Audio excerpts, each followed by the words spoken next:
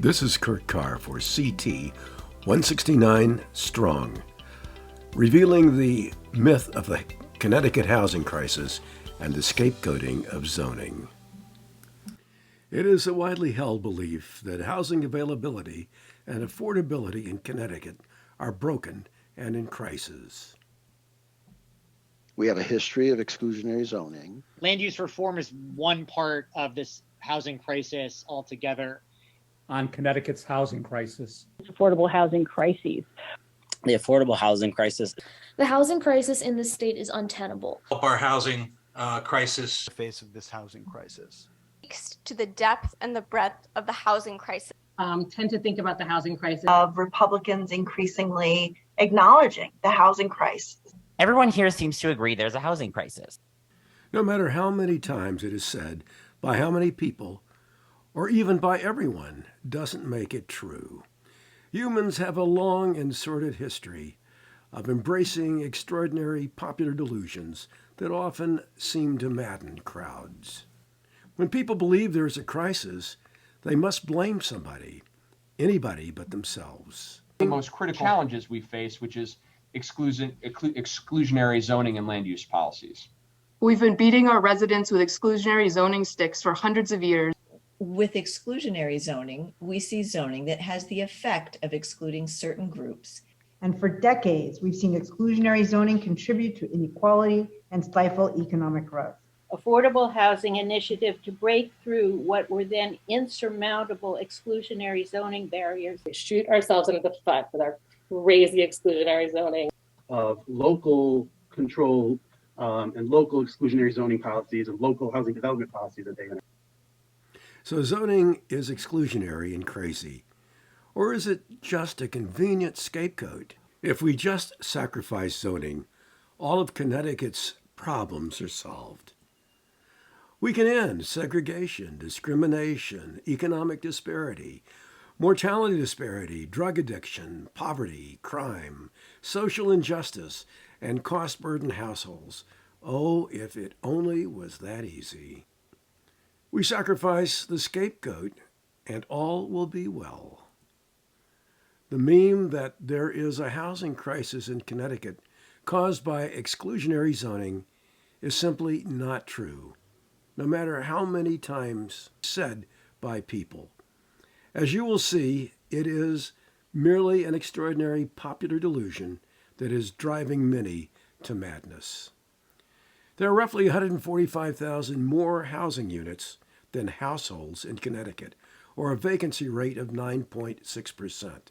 Over the last decade, the number of Connecticut households increased 11,528, or 0.8%. At the same time, the number of housing units increased 40,972, or 2.8%. The gap between the number of households and housing units has increased from 116,000, or 7.9%, to 145,883, or 9.6%. Of the 40,972 units added over the decade, only 11,528, or 28%, are occupied. 29,444, or 72%, are vacant. 11% of all Connecticut housing units are subsidized and low-income restricted, while less than 10% of Connecticut's population qualifies below the poverty level. There are therefore 167,911 low-income units available for a projected population of households below the poverty level of 135,978 households. Over the decade, Connecticut's poverty population grew 8.4%, or 10,710 households, a rate 10 times faster than the population as a whole. But the number of low-income subsidized housing units grew even faster. The number of low-income subsidized units more than kept pace, increasing 16,493 units, or 10.9%. The gap between the low-income units, households, and poverty increased from 27,000, or 21.8%, to 31,933, or 23.5%. Of the 40,972 housing units added in the decade, 40% were low-income subsidized units. While we hear a lot of anecdotal information about long waiting lists for subsidized housing, given the large share of additional units that are low income and the high overall vacancy rate, a lack of availability is hard to reconcile. But what about the cost burden households? The latest data shows that about 31% of homeowners and 52% of renters are cost burden. The cost burden metric for renters over the decade is relatively stable at just over 51%, while the cost burden metric for homeowners dropped from 40.5% to 31.1%. No doubt a reflection of low and lower interest rates over the last decade and frequent refinancing. But is it a huge leap in logic or faith that more low-income restricted housing will lower the cost burden metric? Connecticut towns range from 17% to 59% cost burden households. Low-income restricted units, euphemistically called affordable, assisted, or subsidized, as a percent of total units range from 0.1% to 39%. How do these two metrics correlate? If more low-income restricted units reduce the cost burden household percentage, the correlation should be negative. That is, as low-income units increase, the cost burden percentage should come down. But in fact, the two metrics have a positive rather than a negative correlation. As low-income restricted unit percent of total units increases on the horizontal axis, so do the percentage of cost burden households on the vertical axis. The two metrics positively correlate with a 0.50 coefficient. This does not mean that low-income units cause or increase the incidence of cost burden households, but it should demonstrate that it categorically does not reduce cost burden household percentages. Likewise, it is a huge leap of faith that more inclusionary zoning will reduce cost burden households. Connecticut towns range in population density per square mile from 27 to 9,309. Using density as a proxy for more inclusionary zoning that permit higher density, and correlating that metric with cost burden households, one can see if higher densities and more inclusionary zoning reduces the cost burden metric with a negative correlation. In fact, as densities increase with more inclusionary zoning, the cost burden percentage increases. The positive correlation is 0.52. It may not be evidence of a cause and effect, but it surely suggests that more inclusionary zoning that leads to higher densities does not reduce the cost burden household metric. What about home ownership? Whether single or multifamily, and independent of zoning or subsidized housing. Homeowners tend to be less cost burden, in part because home ownership is a hedge against inflation, and interest rates were favorable over the decade. Connecticut towns range in owner-occupied units from a low of 24% to a high of 97%. We know that in aggregate, statewide, home owners are less cost burden than renters. So home ownership should lower cost burden households and correlate negatively to cost burden households.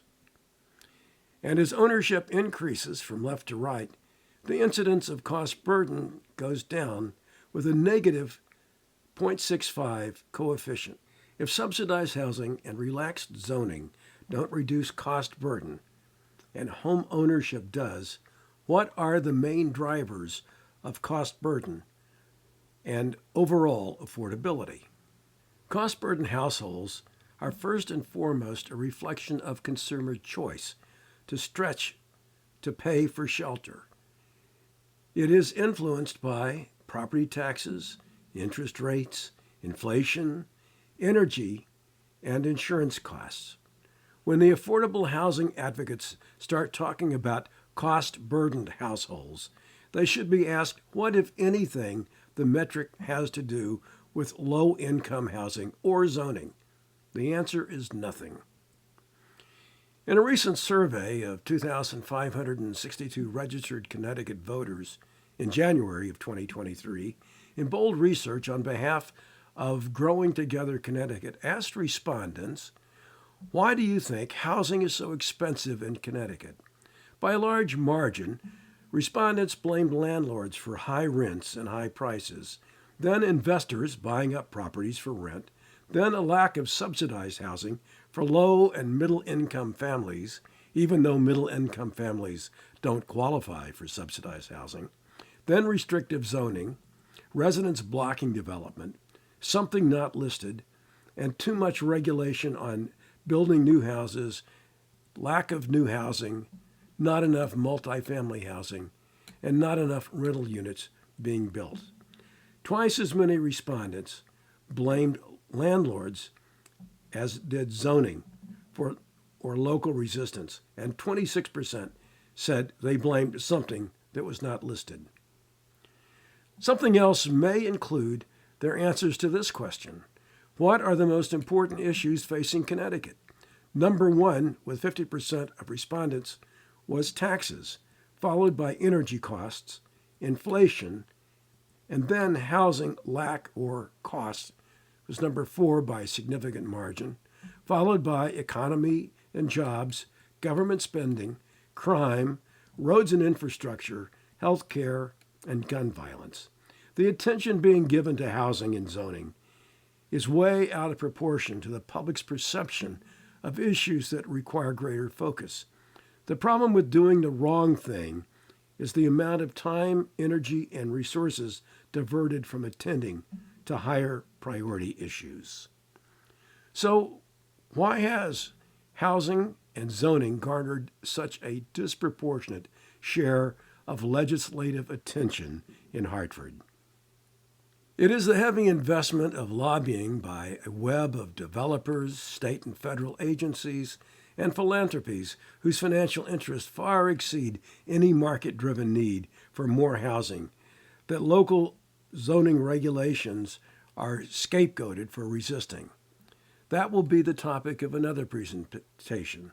But for now, here are the 8 takeaways from this presentation. Connecticut's housing crisis is a myth, used to scapegoat zoning. Housing unit growth has outpaced population. 40% of unit growth was restricted to low-income households. Cost burden percent is not reduced with more low-income housing or greater densities. It is reduced by more home ownership. The time squandered by the legislature on zoning distracts from the other priorities that are more important to the state and to its voters. Contrary to the extraordinary popular delusions, Connecticut housing market is not broken or lagging behind demand or becoming less affordable because of exclusionary zoning regulations.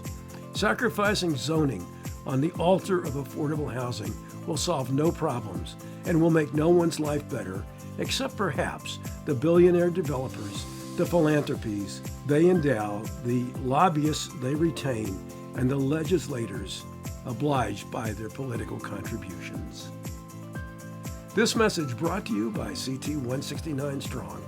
Please visit our website at ct169strong.org to learn more about draconian legislation that will encroach on neighborhoods now protected by locally elected and appointed planning and zoning commissions. Thank you for watching.